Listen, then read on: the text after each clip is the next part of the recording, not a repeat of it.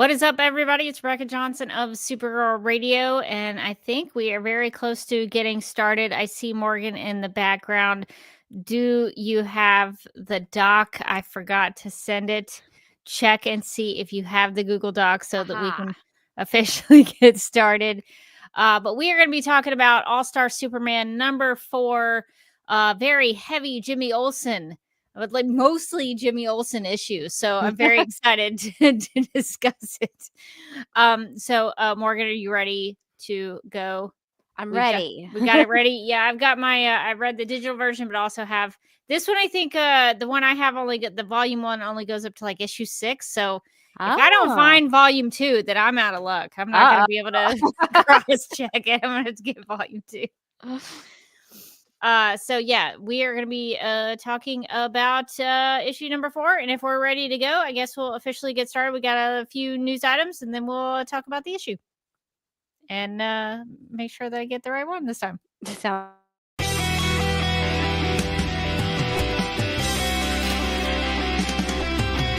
McGurk! I love typing. Not mess with my Google Docs, Meeksy. Supergirl Radio is going live every night of the week. How do you like it? Is becoming a human burrito a plus or a minus? I don't know. It does seem snug. I mean, they say you are what you eat. Kira. I love that. So I do a podcast called Supergirl Radio, and one of our segments is Lena Luthor, Boardroom or Ballroom. Because she looks like a boss in this coat.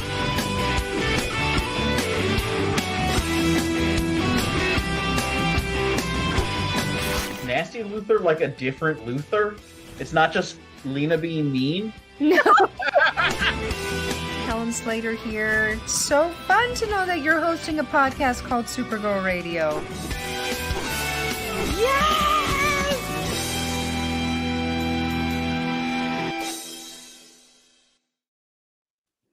Welcome to Supergirl Radio, your source for all things related to the character of Kara Zor-El. My name is Rebecca Johnson. I'm Morgan Glennon. And for this episode of the podcast, we are live and wired to review All-Star Superman number 4, which is written by Grant Morrison with pencils by Frank Quitely, digitally inked and colored by Jamie Grant, and lettered by Phil Balsman and Travis Lanham. And if you are like Brian in the live chat, if you're watching us live and instead of in the future, you might be listening to it on the audio podcast, and it might not be bothering you. But for the live viewers, it is strange because we are live and wired on Monday instead of Tuesday, which is on me because I have a prior commitment on Tuesday this week and cannot do Tuesday. So we are doing it on Monday. So Brian, it is not Tuesday. It's actually Monday, but we are changing our schedule this week. So don't think that tomorrow is Wednesday. Are we changing our schedule? Or are we changing everyone's schedule? Tomorrow is Wednesday. So we're going to be talking about All-Star Superman number 4 for this episode of Supergirl Radio. But before we get to all of that, we need to get to the news.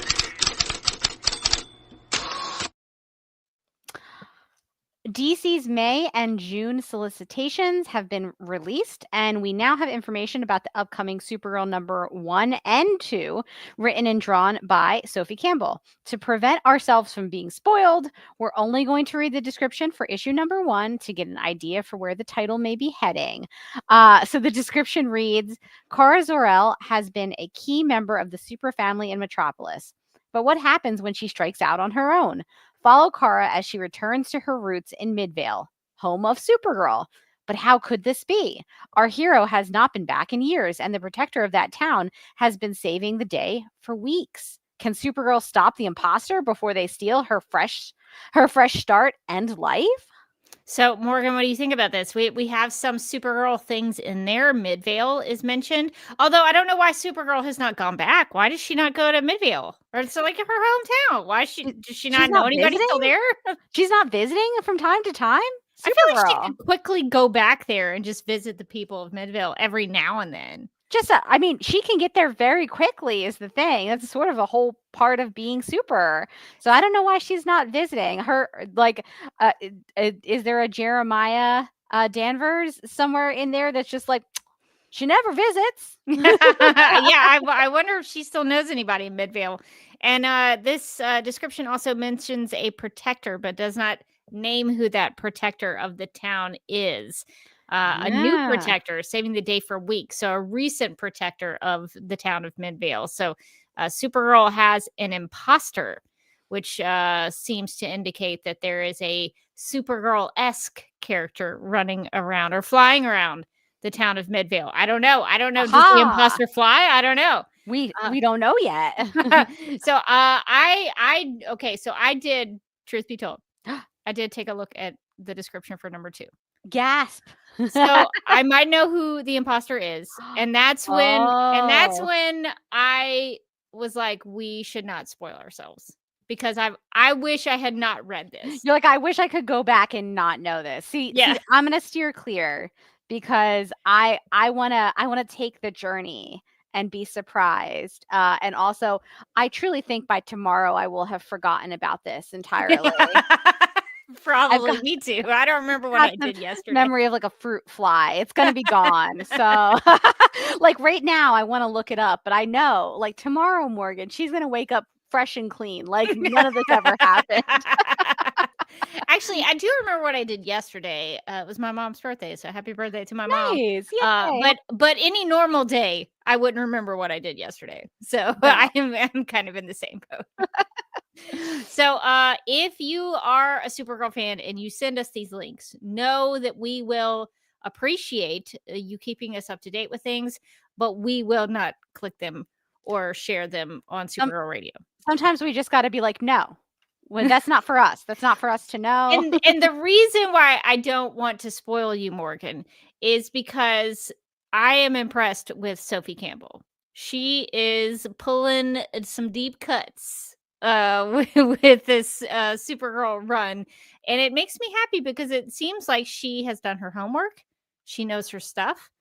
And I'm excited to talk about the imposter that we're going to encounter because well, no, if I say anything any further, I might spoil it. Ooh. So I don't want to do that because I think I would rather you come at it fresh. I want to hear your go on the journey with us. But I'm excited. I like already that we're starting on what sounds like a very Supergirl centered storyline where she's like, time to go home and clear my head, take a little vacation from all this. And then she goes home and it's like, you're not the only superhero in town. We've forgotten all about you, like you forgot about us. So we'll have to see who this recent imposter in the town of Midvale is for Supergirl to encounter. So that'll be exciting. So all of that is coming out this summer, starting in May, I believe. So we have a lot to look forward to in a couple of months. Well, in Superman news, Warner Brothers Studios invites you to celebrate Superman Day on April 18th with a special film screening of Christopher Reeve's Superman from 1978, introduced by TCM host Ben Mankiewicz on the iconic WB backlot. Celebrate the Man of Steel's enduring legacy with an action-packed day full of activities and go behind the scenes of your favorite DC films, props, and costumes. The Warner Brothers Studios store in the tour's Welcome Center will also showcase fine art from 10 a.m. to 5 p.m. Beautiful. It'd be all art of Comet the Super Horse because we all know yes, paintings of horses. That's what true art is. So it says they'll showcase fine art from 10 a.m. to 5 p.m. with special appearances from comic book artists. The fine art pieces will feature Superman artwork available for purchase and signing. As a bonus, any DC merchandise purchase will include a free special edition comic book while supplies last. So if you are in the Burbank, Los Angeles area on April 18th, go to the Warner Brothers Studio Tour to celebrate Superman Day. I guess that is the day to do it. As somebody who's been on the WB Studio Tour twice, not to brag. I think I have also been twice. Yes, I have been twice. I went one time with my friends, and then years later, when Mike and I were there, I was like, I got to tell you, it's the only studio tour in town because it was the only one I'd been to. It's not actually. There's other studio tours, but I do think that the WB one is very good, especially if you grew up watching the WB shows like Gilmore Girls and things like that. Like they'll take you past Stars Hollow. Mm-hmm. So if you're a big WB person, if you're big into DC or Harry Potter or all the WB shows of varying qualities. I lost it when I was like, that's Spencer's house from Pretty Little Liars. And everybody was like, okay. And I was like, no, you don't understand. A lot happens in this town, in the town of Rosewood. So I very much recommend it. Definitely go for the Superman Day. But if you just happen to be in Burbank and you want to go on one of the studio tours, I think the WB one's very solid. The first time I have also done the WB studio tour twice. The first time I got to go in Chuck's bedroom No from way. NBC's Chuck, starring Zachary Levi. All of those sets were smaller than I thought they were.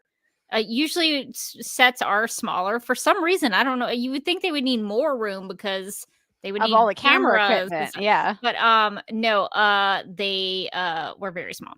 And then the second time I went was actually in I guess it would have been 2016.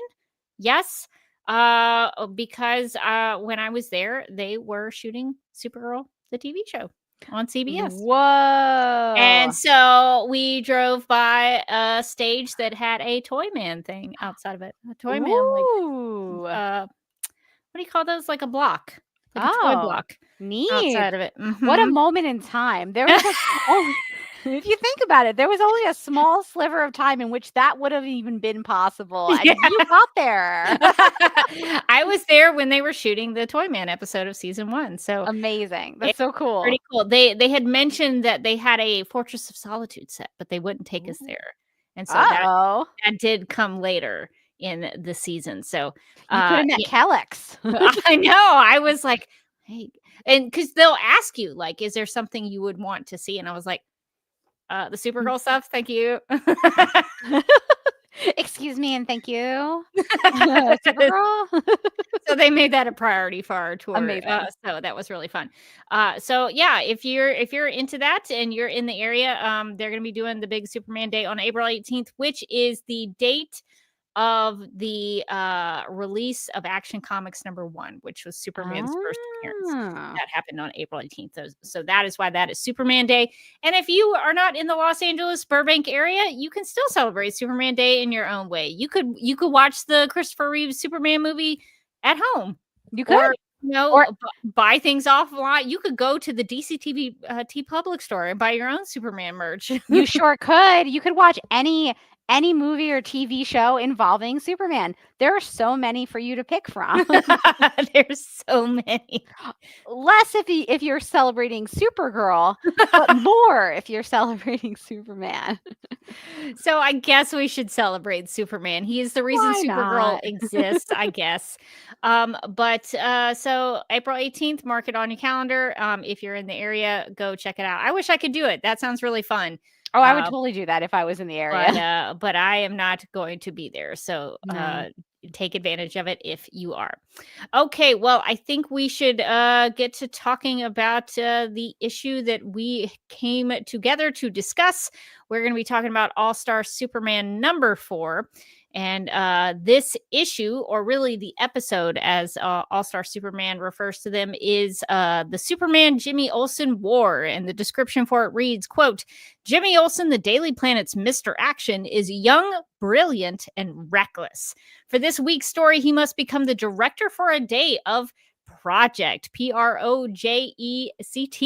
With top agents assigned to protect him, he's looking forward to an easy day of jet setting and international liaisons, all in the name of scientific discovery. Instead, Project receives a terrifying directive to take down a rogue Superman, unquote. So, yeah, this is a pretty big issue for Jimmy Olsen.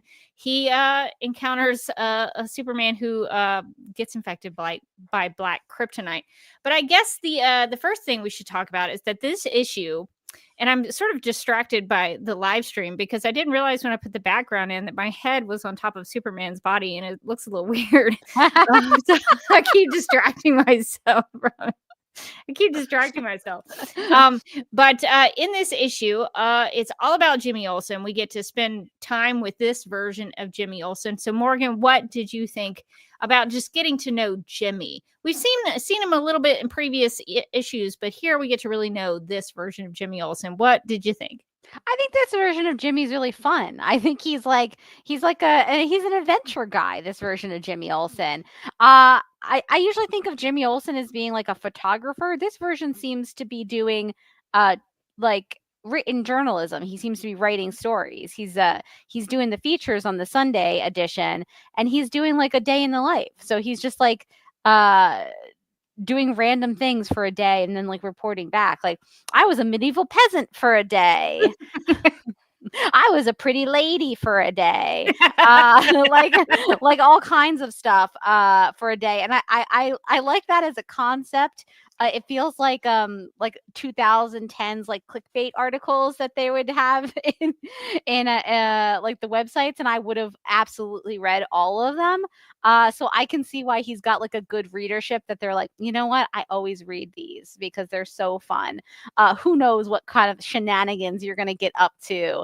And so I think that that's like a little bit of a different take on some of the Jimmys that I've seen, where they tend to be more in line with like maybe sometimes a little bit more cautious or a little bit more of a photojournalist. I think sometimes Jimmy is just taking the photos. Obviously the one in Supergirl was ? To begin with. Until his camera died, and then forget it. He just became and then he sort of pivoted to other things, security, should say. But so this version of Jimmy Olsen, I think, is really fun. He's trying out all kinds of stuff. He's always sort of down for an adventure. It seems like he doesn't seem very cautious about how his adventures go.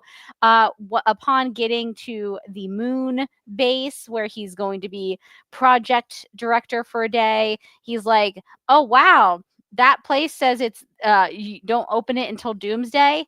Let's go inside." And she's like, "No, you cannot go inside." And he was like, "But I wanna." And I was like, I respect that. It's not a smart choice, for sure. But I do feel like it's a fun choice. He's probably like a fun dude to be around. Yeah, this has some they're pulling from some Jimmy Olsen comics that have him as the Mr. Action and him getting into shenanigans. And Superman's pal Jimmy Olsen was, stories of, it was a title of stories that were just about Jimmy Olsen hijinks and things like that. And so I think this is very in line for the Jimmy Olsen character in those kinds of iterations. It also reminded me of My Adventures with Superman's Jimmy. Yeah. Oh shoot. Oh no, I don't have it on. You mean the one who owns Flamebird? Yeah. Yeah, so it reminded me a little bit of that Jimmy Olsen, who is very interested in the weird things, the sciencey things, the things of sort of conspiracy land, and wanting to learn more about those types of things. So I thought he was very in line with My Adventures with Superman's Jimmy Olsen. So I really liked this Jimmy. He seemed to be, to your point, a very good writer. People seem to enjoy his hijinks. I would probably read his For a Day feature. I think I would totally be into that. My God, I would read that if somebody published that tomorrow. Like if somebody was like, my thing is doing random, like taking a day in the life of somebody random for a day and just telling you what happens. I'd be like, yes, tell me all about it. Are you going to like become an Olympian for a day? Are you going to be like, he's like, no, I'll go to the moon. It's like, yeah, I want to go to the moon. I do like that the issue opens with was it Lucy Lane? Yes, this is Lucy Lane. So this Jimmy Olsen is in a romantic relationship with Lucy Lane, which has its connection to comics that have come before it. So there is precedent that he is romantic. And on the Supergirl TV show, Jimmy Olsen was briefly involved with Lucy Lane. So there is precedent for that relationship. Lucy is like mortified because Jimmy is voted worst dressed in Metropolis, which I have as my little my little subhead here, worst dressed. And he is like, well, I've got to turn this around. I've got to be cool again. I'm gonna go to the moon. That'll show her.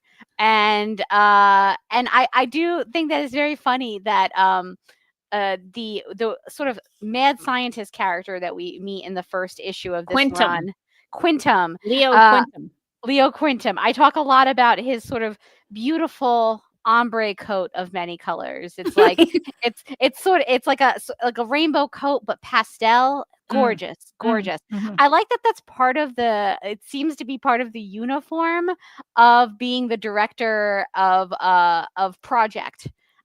Which we don't know the acronym for, do we? Like even Jimmy's like it sounds like an acronym, but what is it? And nobody gives an answer. The acronym was in the first issue. I feel like they might have, there's one of my issues so far with this run is that there's like a lot of like comic book science that they throw at you, and it kind of makes my brain hurt because of how it's all sort of fictional, but there's so many big words attached to it.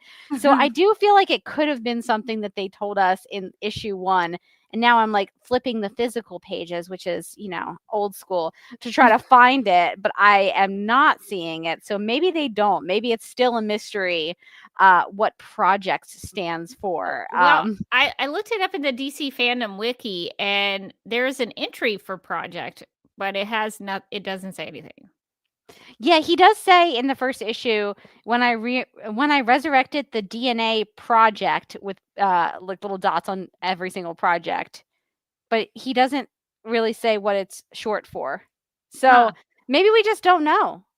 Maybe we just don't. He talks about a genetically modified project nanonauts, but we don't. I don't think he gives a definition of what project is short for. I hope we never know. I hope we never learn what it means. I don't think it's for us to know.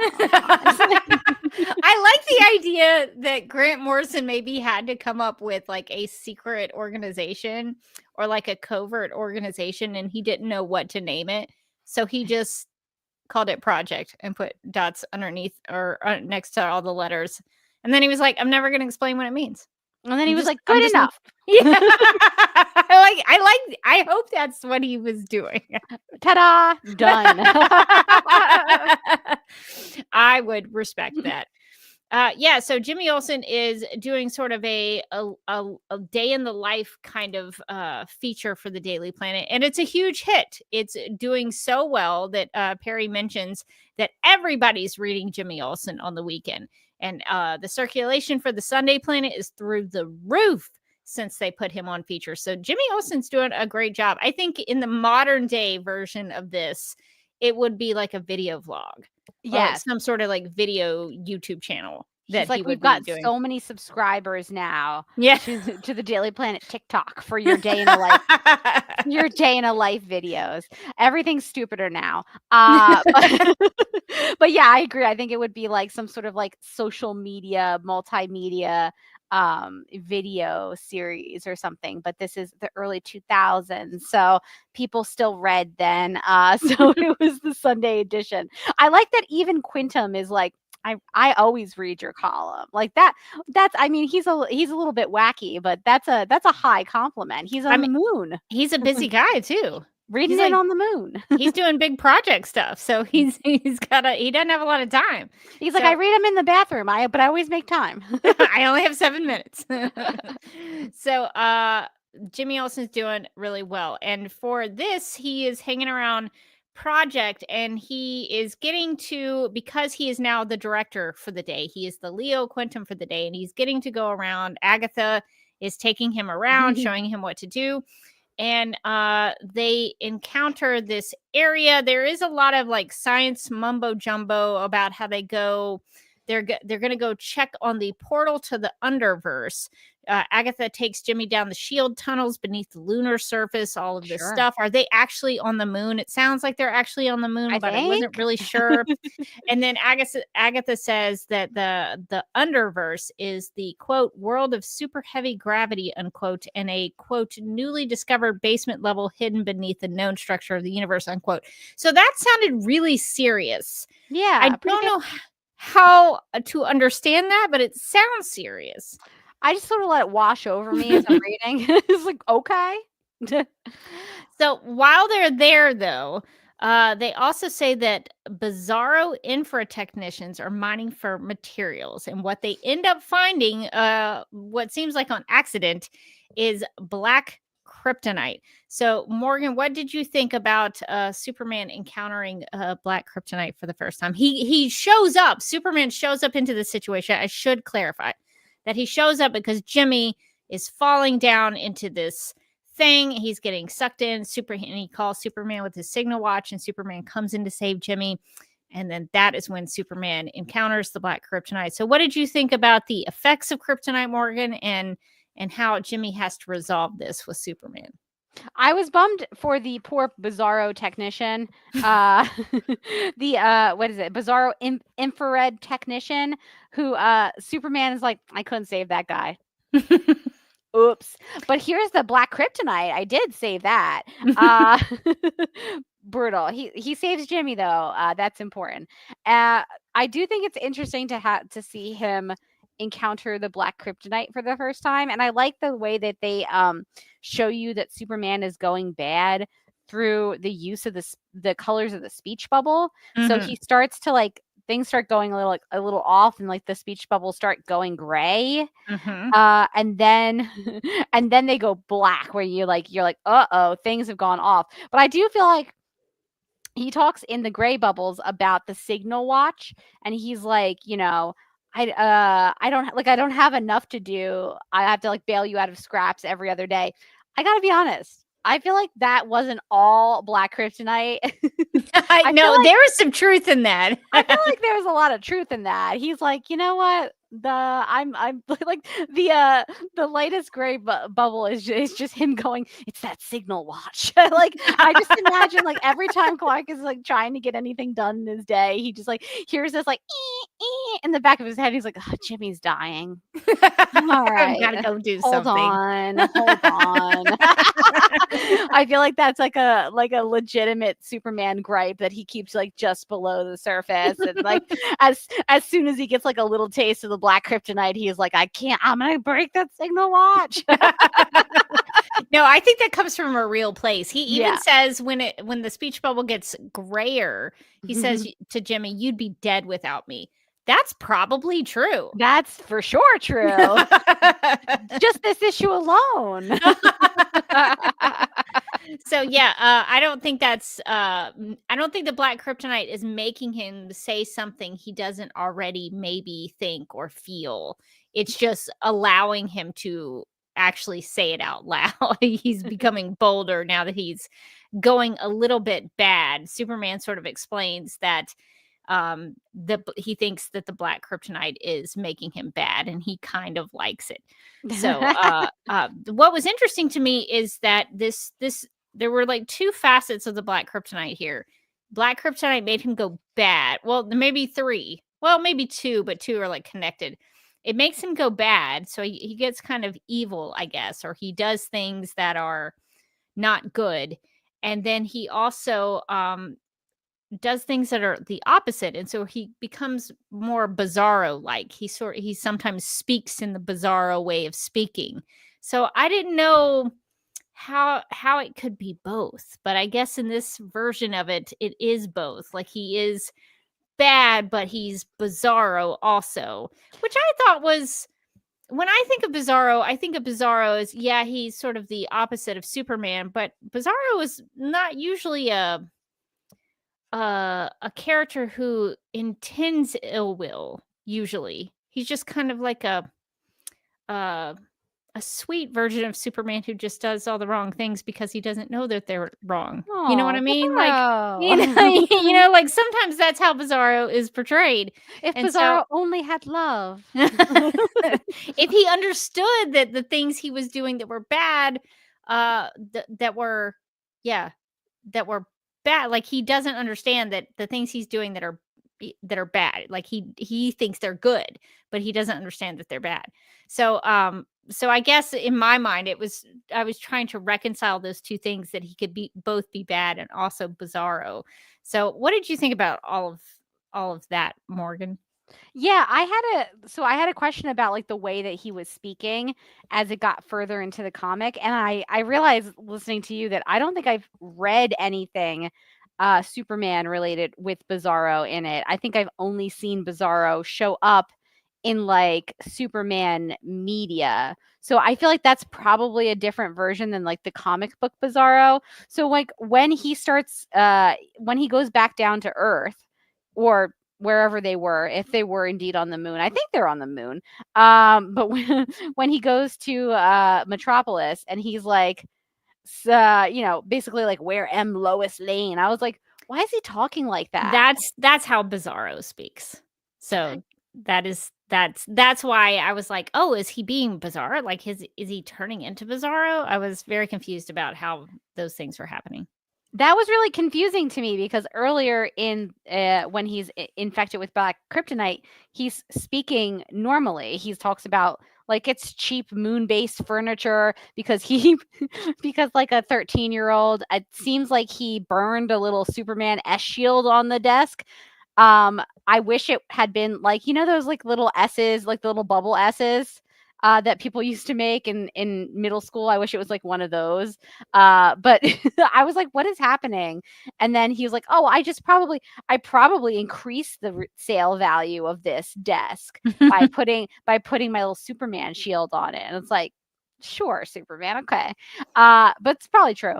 But then by the time he gets to Metropolis, he's like Superman angry Lois girl. Like I'm like, what happened? Why is he devolving? So it makes more sense to me that he's talking in the way that Bizarro talks. But I also think it makes less sense to me because it's like, why would Black Kryptonite make him? It's either making him bad or it's making him Bizarro-esque. I think. I don't know about the idea of it doing both. I think that doesn't really like make a ton of sense. Well, they have those Bizarro technicians. That's true. So And I was wondering what that was about. So I guess I could understand that like there's a Bizarro component to it, but I think you got to pick one.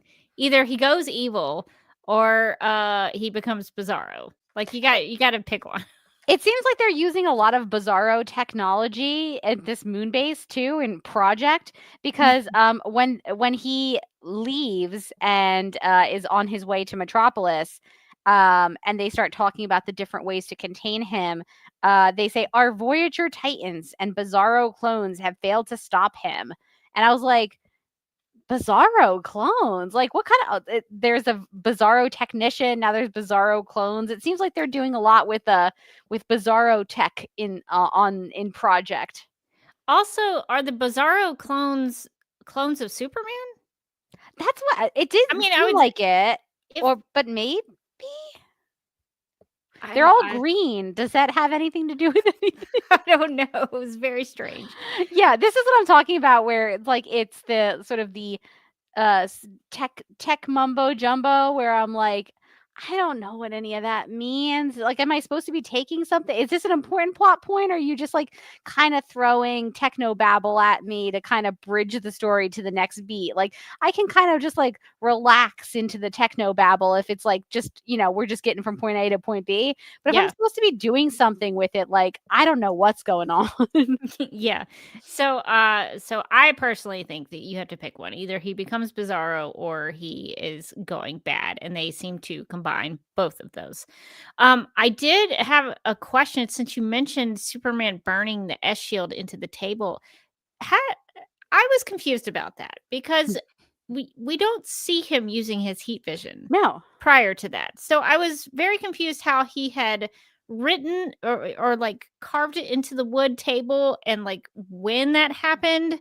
I mean, it makes sense now that you mention it that he probably did it with his heat vision, but we never saw that. So I was very confused about the introduction of that. When I was reading it, I like got to like probably the bottom of the page and then like went back and like looked back up at it, because when I first my first go through of the page, I was like, why is there an S shield on the table? Like, what's that have to do with anything? And then I realized, oh, he must have burned it in there with his heat vision. But to your point, like, yeah, in the one panel where he's like looking at the desk, they could have just had like the little like lasers, like little beams coming out. Yeah, to have you understand like what he's doing. It's not super clear until basically like the bottom of that page, like what happened at the top of that page. So that confused me as well. I mean, when you go back up, you like look at it and you're like, oh, okay, maybe there's like, it looks like there's some smoke coming off of it. So, okay, yeah, I guess that's what happened. But yeah, like the first time through, I completely missed it too. Okay, I'm glad to clear that. That was one of my questions that I wanted to ask you about. So thank you for clarifying that for me. Okay, so as you mentioned, anytime Superman goes bad, the Project people have 3 anti-Superman weapons that Superman himself created for just a time as this when Superman goes rogue or evil or bad. So one of them is I think they say that one of them was just kryptonite powered. I don't think they say what kryptonite powered thing it is. I think it's like some sort of like maybe kryptonite gun or something similar to that. I'm trying to see what it actually says, but yeah, kryptonite powered and because it's currently ineffective because of his, I think, super dose of like the sun. Yeah, he's immune to green kryptonite now. So the green kryptonite powered weapon is no longer effective against him. They also have a Phantom Zone cannon, so they could send him to the Phantom Zone. And then also they have a Doomsday device or serum that they can use. And Jimmy Olsen decides, since he is director for the day, that he's going to inject himself with this this Doomsday thing to turn him into Doomsday so that he can fight Superman, who has now gotten infected by black kryptonite and is doing some major damage to Metropolis. He like destroys the Daily Planet globe and does all this stuff. It's crazy. So Morgan, what did you think? I mean, we know Jimmy Olsen has done he has become things in previous stories that we've enjoyed so much. One of them was referenced in this issue where Turtle Boy Jimmy Olsen is hanging in a picture in the apartment where Lucy Lane is. So we know that Jimmy Olsen has transformed himself sometimes into other skins, I guess. Yes. But here in this issue, he is turning himself into Doomsday. So what did you think about that? I just love Jimmy, Doomsday Jimmy. I think he's so cute. He's got the red hair. His skin's all scaly, but he's still got the red hair. I like that he's talking like a monster, but also like Jimmy. So he's like, her cool. Really neat. I thought that was a really fun touch that they have him decide to, he doesn't want to see Superman go to the Phantom Zone. He knows that's a bad place full of, just administrative buildings that he doesn't want. Superman could get filed away forever. He could be doing filing projects for the rest of eternity. The monotonous office life. It's terrible. Yeah, it's terrible. A fate worse than death. And so, so Jimmy really rolls the dice on taking this Doomsday serum that was behind the door that he wasn't supposed to go in, and he turns into a giant Doomsday monster and really beats up Superman. And is still pretty much keeps his like Jimmy-ness about him, even though he is a giant monster. He manages to remember that his ultimate goal is to save Superman, which I think is pretty impressive for like a giant Doomsday kind of like rock monster looking guy.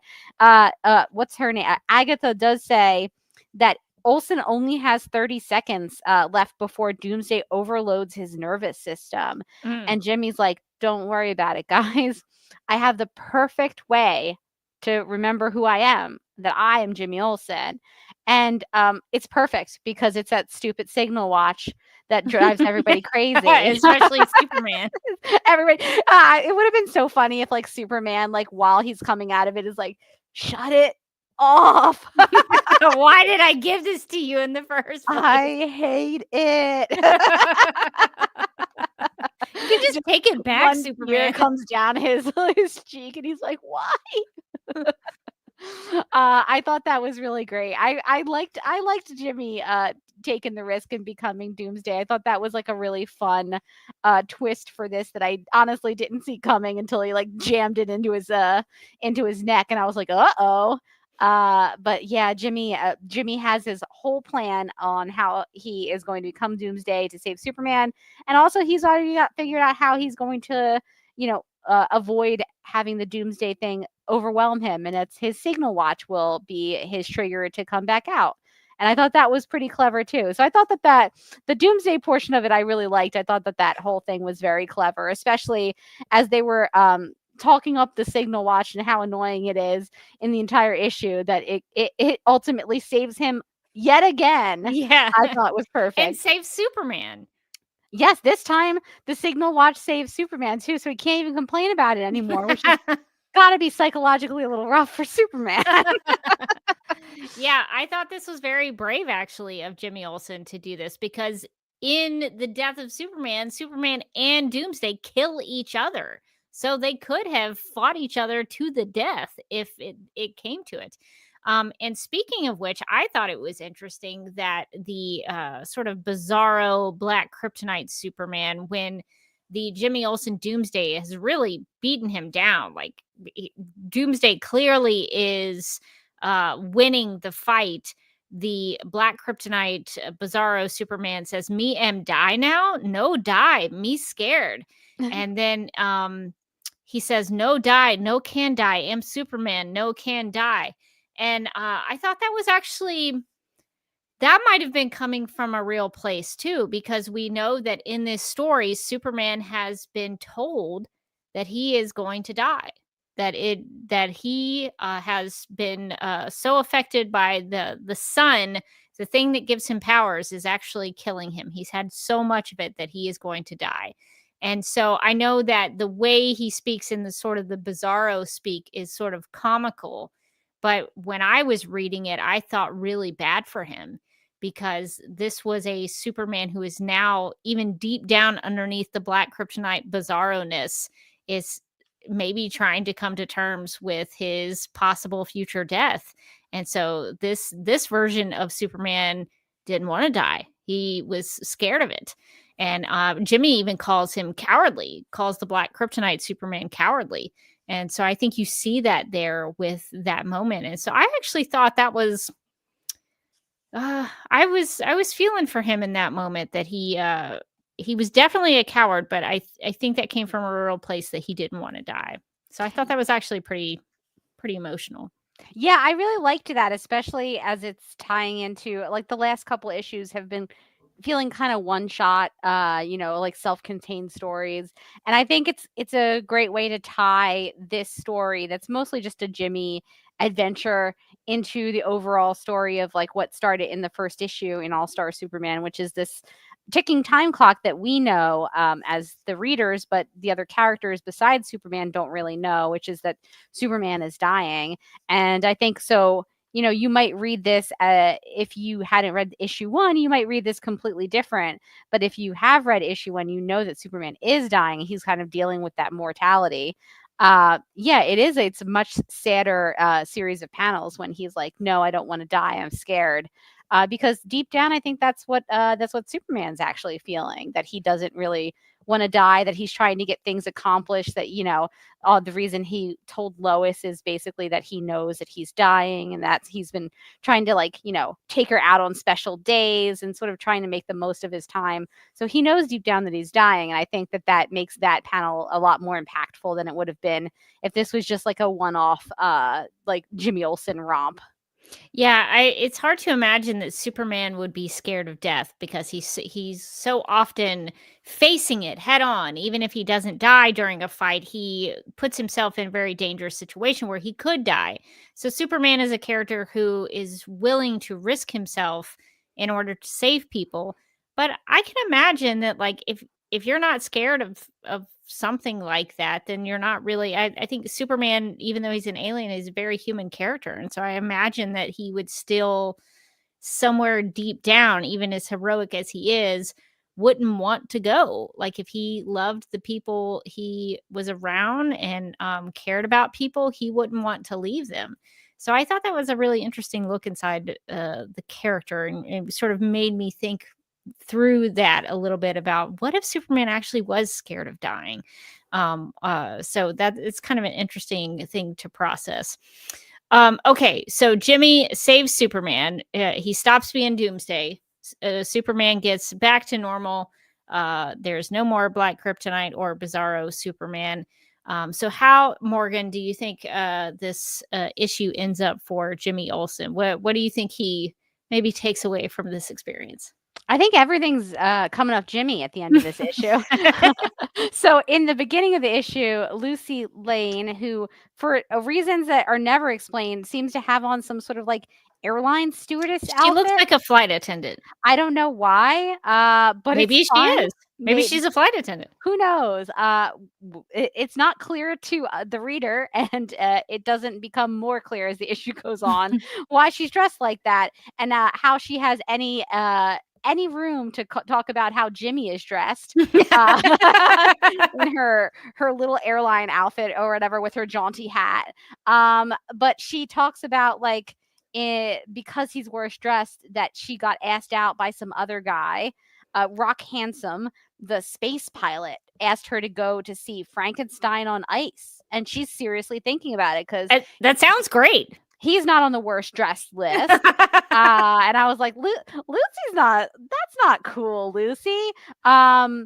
So after Jimmy saves Superman from near death, suddenly, randomly, come up the two producers of Frankenstein on Ice, and they're like, "Young man, we just saw you saved us and you saved Superman.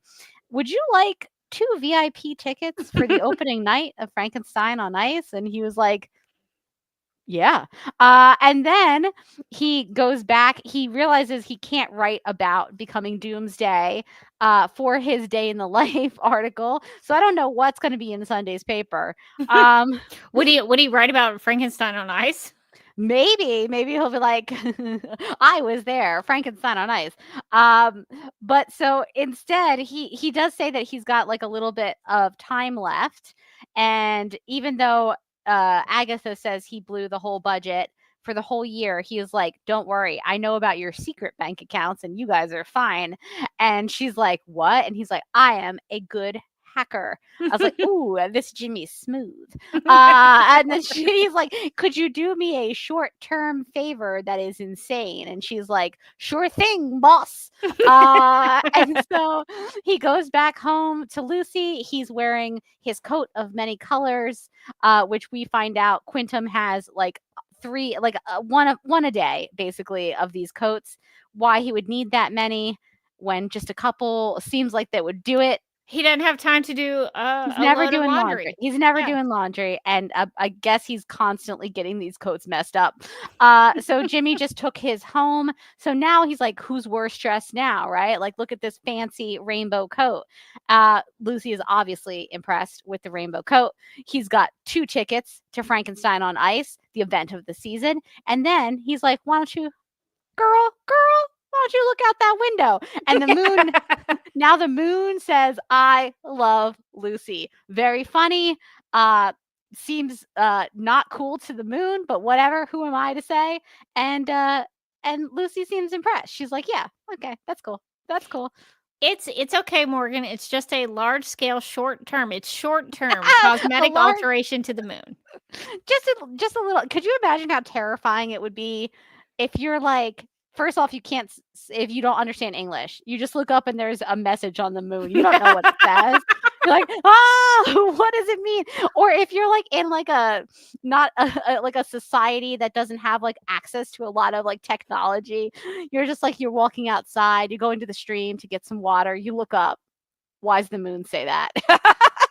Or worse, what if you're another Lucy? Oh my God. And you're just some random Lucy. What if you're a Lucy and you and your partner have been dating for years? You're waiting for them to pop the question. You look up at the moon, you're like, that something. I can't believe he did it. You turn around and you're like, yes, 1,000 times yes. And some poor guy is beginning to cry. I didn't do anything. I just think that the implications of the moon, even briefly saying I love Lucy on it, are very funny. But it is all good for Jimmy because Lucy seems impressed. And I assume they go on that date to Frankenstein on Ice later on. Also, Frankenstein on Ice. What do you imagine that's like? Amazing, honestly. I was like, you don't often get pitched something from one of these comics where you're like, I'm there. But this one gave me 2. I would read that article, I would read that column every week, and I would go see Frankenstein on Ice. I feel like it's probably a guy in like the stereotypical Frankenstein costume, and then he does like a triple axel. The villagers are coming out after him with like fiery fiery arrows and things, and he's just like spinning away from them, doing a double lux. When I originally thought about it, I just thought about like the monster on the table and like Dr. Frankenstein like working on him. I didn't picture the characters skating. That's even better. In my mind, they're definitely skating. He's like very elegant, very beautiful. It's like hauntingly beautiful. You're like, oh my God, Frankenstein! I never knew about this deep well of sadness inside of you. He kidnaps somebody, like does one of those tosses that they do in the partner skates. Oh, I think it would be man. beautiful. I would definitely go see it. I Yeah. think we would laugh. I think we would cry. I think we would have the time of our lives at Frankenstein on Ice. Oh, wow. I would enjoy that. That sounds great. I think you could really get out a lot of the lighting in that. I think the Yes. costumes would be great. Your skating costumes would be amazing. Yeah, So good. I would enjoy that. So, I'm a little jealous that I did not get to go see. I bet does that exist? I want to see them do like a monster mash on ice. Like why isn't that something on Is ice? is there really a Frankenstein on ice? I don't think so. There should be. No. I think there I, w- should be some sort I of do monster I or do something. want to Google it enough that I convince the AI that it's a real thing, so that the AI overview is like is like actually there was a Frankenstein on ice and it was the best thing I've ever seen. Okay. So, are there any other things in this issue that you wanted to talk about that we didn't mention? No, I think we pretty much covered everything in this issue. I thought that this one was really fun. I think I maybe even enjoyed this one a little bit more than the last one. Because I didn't have any issues with Lois's characterization in this one. I thought action adventure Jimmy was really fun. And I thought, for like just sort of a day in the life issue following Jimmy around, this was a really good introduction to who this version of Jimmy is in All-Star Superman, and also his relationship with Superman and how they sort of feel about each other, and who this Jimmy is and what kind of shenanigans he'll get himself into, but also what he's willing to do in order to save his pal Superman. He's really willing to risk it all so that Superman doesn't have to go to the Phantom Zone and file paperwork. And I for one think that makes him an amazing friend. I would actually echo that. I enjoyed this issue a lot. I had fun reading this. I thought it was a great depiction of Jimmy Olsen, and I flipped through it very quickly just because it was so fun to read. And it's sort of frustrating because there's only 12 issues in this story, and this kind of barely touched on sort of the stuff that was introduced very early on in All-Star Superman. So I kind of don't like the use of the real estate here, because I think it should be like all, I don't know, if you're going to be All-Star Superman, I feel like all the issues should be Superman heavy, just because like this is the story of Superman thinking that he's dying. Shouldn't that have more precedence? But since we've been focusing on different characters, we've had a Lex Luthor run in, we had some Lois Lane, a story about Lois Lane. It makes sense that we would get a Jimmy Olsen story in here to sort of go through. I'm curious if we'll have more Superman family characters as we go through this, have stories. But I thought this was a great Jimmy Olsen story. Enjoyed reading it. It was fun to discuss. And I thought some of the art was pretty good for a story that I don't really care for the art in general. Just the style of it, I'm not a big fan of. But here I thought the things, except for the Superman S shield on the wooden table, that could have been made clearer. But I thought the Jimmy Olsen as Doomsday, I thought was very clear as to what was happening, and I understood it. And that could be hard to communicate visually if you didn't have a good sense of what you were doing. So I think this issue was probably my favorite one of the ones that we've read so far.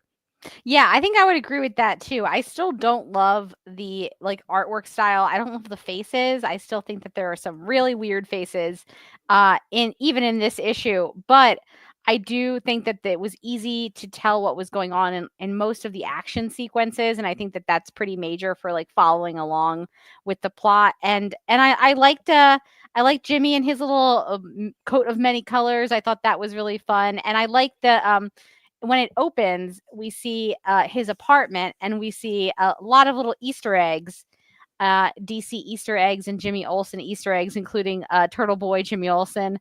So I thought that stuff was really fun as well. So overall, I really liked this one. Yeah, I think probably my favorite piece of the artwork was was actually Superman destroying the Daily Planet, because it was such a shocking image to me that we get to see him on the way back down as he sort of crashes through the Daily Planet globe. But that was a really shocking image for me. I was like, oh my gosh, why? That's going to be hard to repair. He has really done some damage there. The only thing that I thought was so funny, and I guess we didn't talk about this, but it really didn't play into much else in the issue. But Leo Quintum leaves for the day because he goes to interact with these different alien beings that he's learned their language, and they're like these the electro kind is what they're called. And so he's gone to interact with this sort of alien species. It was this kind of throwaway thing in there in the issue to get him to leave so Jimmy could come in and take over his job. But it was kind of a one of those things where I was like, I could read an issue about that. What that seems like you could do more story with that. But it also seemed like it was something where, to your point, like Grant Morrison might have been making up some sciencey mumbo jumbo, and like it's like he introduces this concept and he's like, never mind, don't worry about it. I'm not going to explain it. I did love them though. I wanted to know more about their culture, about their communication styles. I thought that part was really fun. It was a lot of like random mumbo jumbo techno babble, but I liked it because I was like, oh, look at those little skull people. Yeah, so you can kind of just see their entire like bones, the glowing bones, and I was like, I would go see what their society is like. Yeah, so I thought the art for the most part did a pretty good job of visually depicting what was happening so that I could understand and follow along with the story. So even if I have my issues with this art style, I think for the most part it does the best job that it can to communicate the story. So I think that's kind of wrap it up for us. But I guess we could just hop in the chat real quick and bring up some things that folks have been mentioning. Mind the Gap says, fun fact, Jack Kirby's Jimmy Olsen is also the first appearance of Darkseid. That is correct. The title Superman's pal Jimmy Olsen, which ran for a very, very long time. Superman's girlfriend Lois Lane and Superman's pal Jimmy Olsen were very popular comic book titles. In addition to the Superman stuff that was going on at the time, people loved Lois Lane and Jimmy Olsen back then, and they still do. But like those titles were extremely popular, and Darkseid's first appearance was in that Jimmy Olsen title. So some crazy things happen in Jimmy Olsen stories. Let's see. Mind the Gap also says Alan Moore and Steve Gerber had some pretty twisted bizarros in the pre-crisis. And Brian also chimes in about the I Love Lucy in the Moon, saying I would have thought it was an ad by Nick at Night for the TV show. So maybe some people looked up at that and said, oh, yeah, I need to watch I Love Lucy later tonight. That's true. Maybe they're like, you know what? What amazing viral advertising.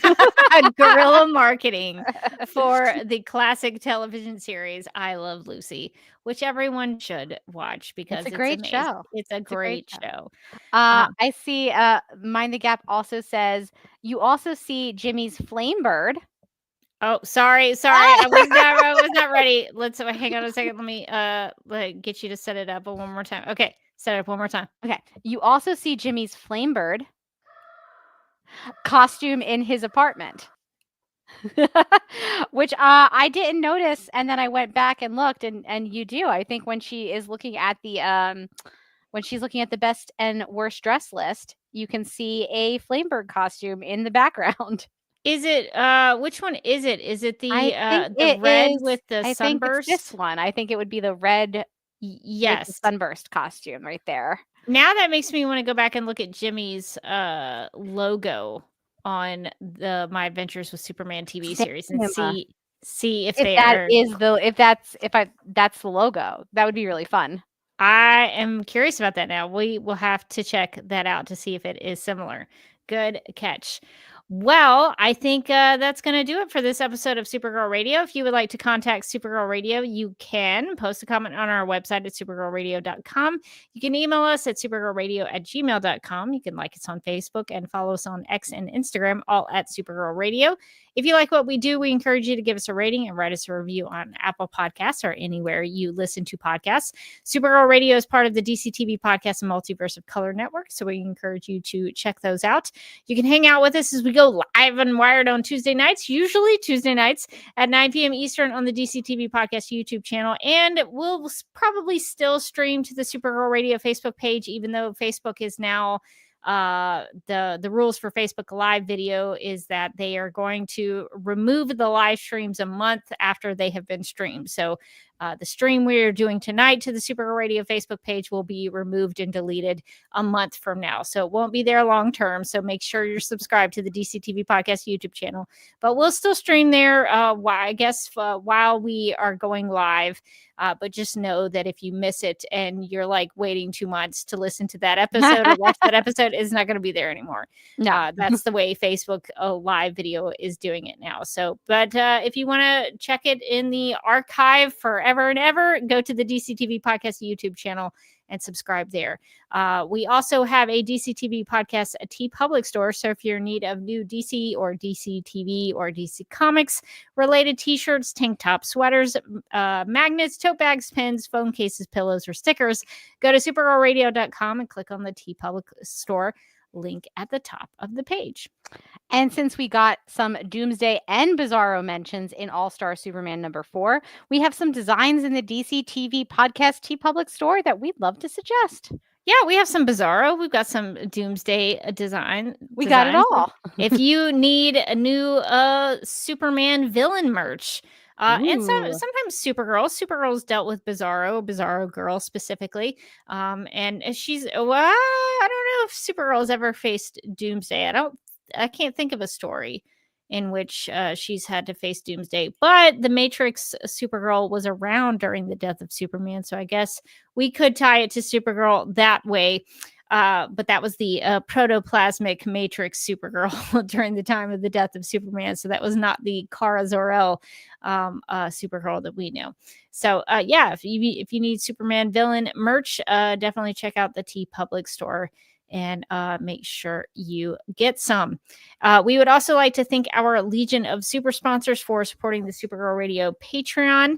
These people are Michael, Anne Marie, Yvonne, Nicola, Abby, Miriam, Nicole, Brian, Ethan, Majuba, Annie, Rachel, and Kit. You can also become a Legion of Super sponsor by going to patreon.com/Supergirl Radio. And we will be posting a review of season 3 of The Way Home, the time traveling pawn show. We had a very good, productive, I think, discussion of The Way Home season 3, wherein we noted that we are very frustrated by that show and the characters' choices, but somehow we still continue to watch and probably will watch season 4 to see what happens. I love Time Travel Pond. I'm not too proud.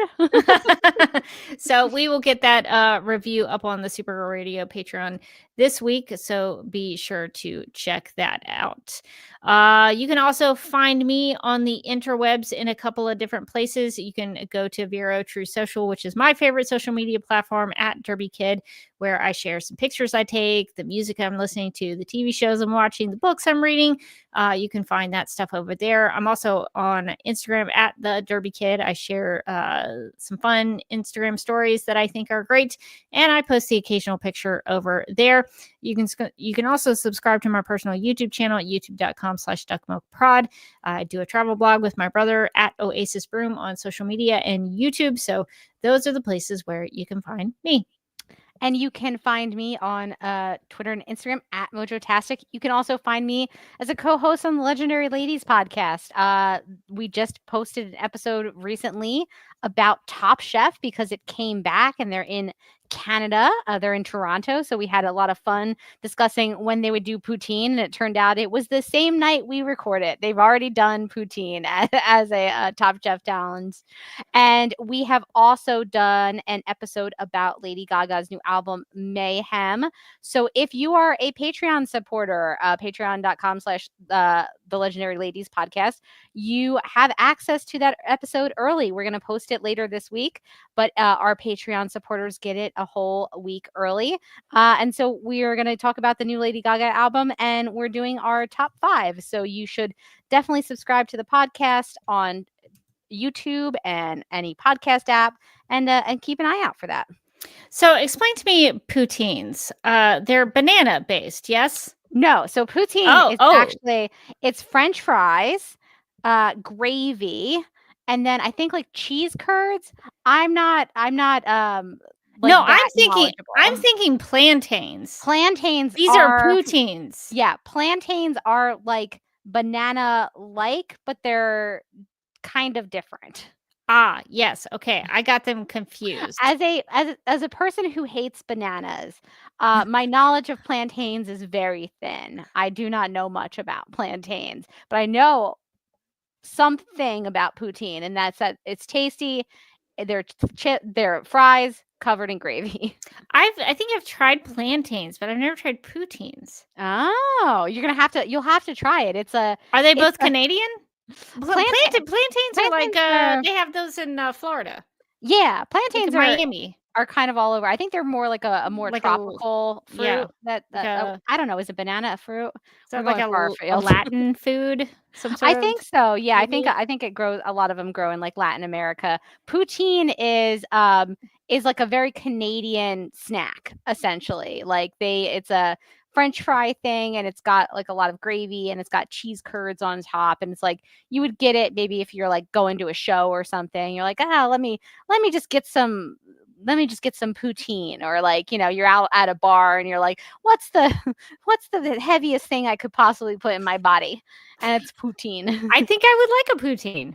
It's pretty tasty, honestly. I can't hate on it.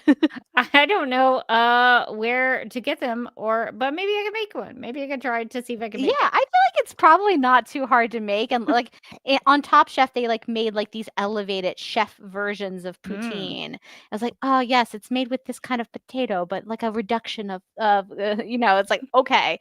But I think if you're just at home, you got some French fries, you got some gravy, just throw some cheese on it, you're done. Oh, that sounds pretty easy. I think I can do it. Well, I'm going to try to do that. So thank you for explaining it to me. Well, I think that's going to do it for this episode of Supergirl Radio. But until next time, I'm still Rebecca Johnson. And I'm still Morgan Glennon. And we'll be reading Jimmy Olsen's next For a Day feature.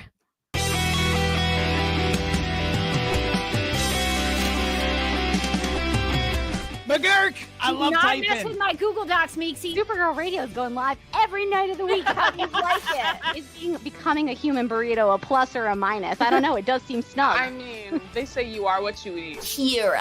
I love that. So I do a podcast called Supergirl Radio, and one of our segments is Lena Luthor, Boardroom or Ballroom, because she looks like a boss in this coat.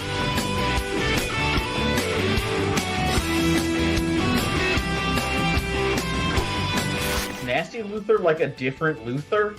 It's not just Lena being mean? No. Helen Slater here. So fun to know that you're hosting a podcast called Supergirl Radio. Yeah!